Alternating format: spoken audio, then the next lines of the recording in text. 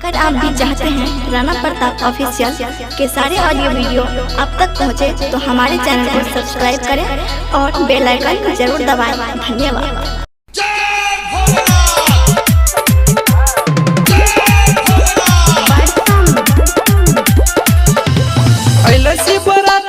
बाबा के बराती पैदल जाइबे रे घर में हाथी अइले शिवरात जेबे बाबा के बराती पैदल जाइबे रे घर में हाथी। डीजे बजा के पूरा गांव में घुमाइबे, रही रही के हमें ठुमका लगाइबे गाना पी के हम भूली जाइबे अपन औकात।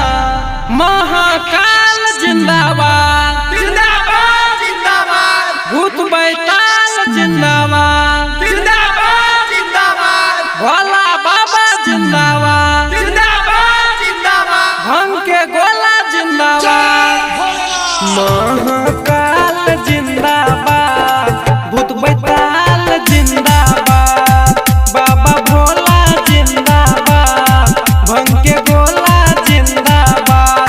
भोला बाबा रखते अपन भगता के आबाद। महाकाल जिंदाबाद, भूत बैताल जिंदाबाद।